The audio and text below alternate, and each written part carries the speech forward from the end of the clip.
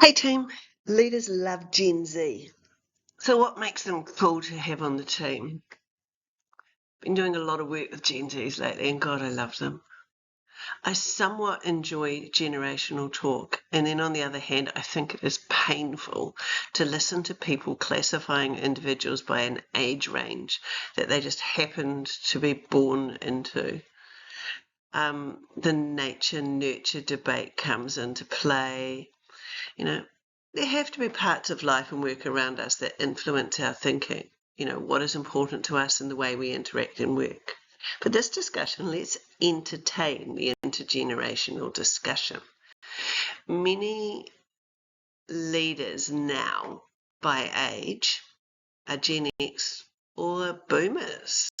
Mean in terms of leadership and work in teams and functions. Well, boomers are hierarchy focused. Stay in your place. I am the boss. Do as you are told and what your job title says. Stay late. Work after hours. Put in the time and kiss the feet of the boss. Gen X, well, their attitude's a little different. Suck it up. Harden up. Do what needs to be done. Use your brain. Don't ask me unless you need to. Get on with it. I don't care about your job title. Get it done. Your title isn't important, but getting the job done is. Millennials. Well, they're still trying to find their place and purpose and identity in the world.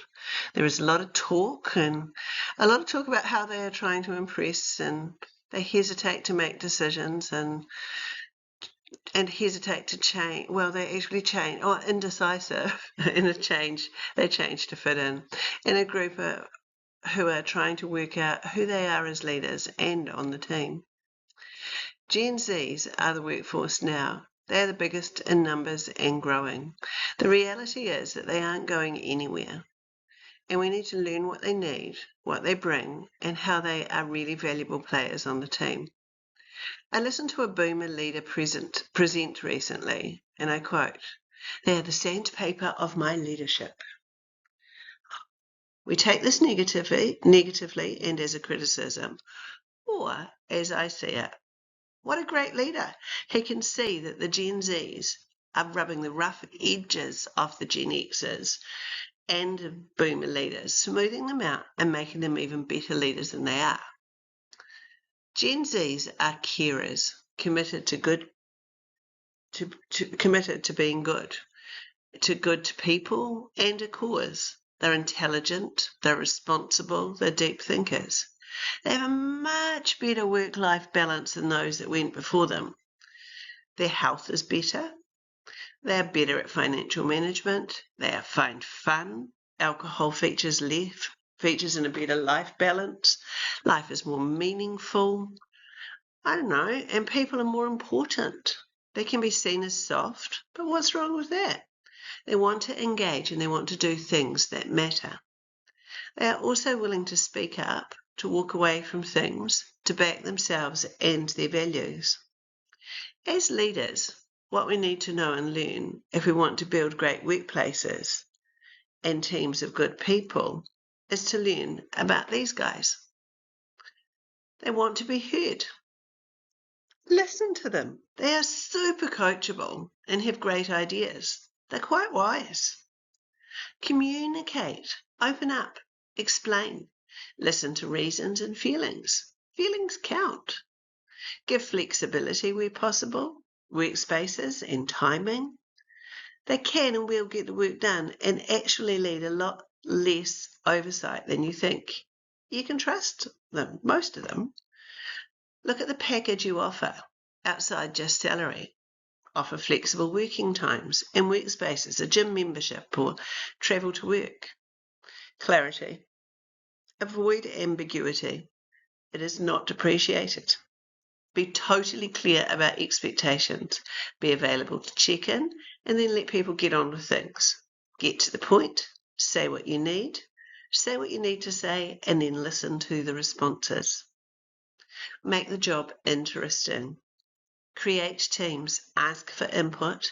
Let people have fun. Relax a little bit. A tie and a jacket isn't always needed to be successful. Talk about the hard stuff over a good cup of tea or by going for a walk. Focus on 3 things: flexibility, relationships can be more important and mean more than family relationships. My friends are as important as other people in my life. Connections are really important. Put this to the test. For example, what does your policy say about leave for weddings?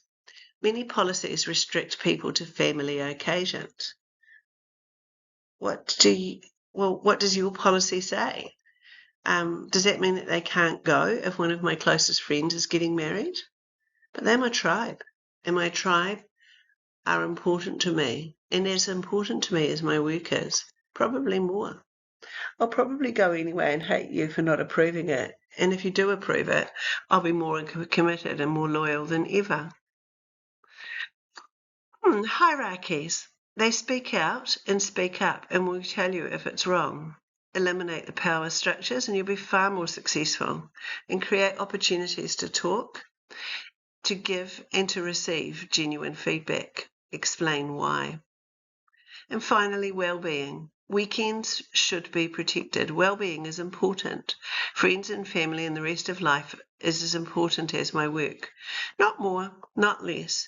I will work hard when I am with you. I can commit to that. But my work and after work time is valuable to me, and I'm not giving that to the day job. If you want me to do more, pay more. Employ more people. I have to acknowledge a presentation I listened to that got me going on this. Thanks, Michael Strachan, from Arcadia School. I really appreciated the prompt to my thinking. So, what do you think?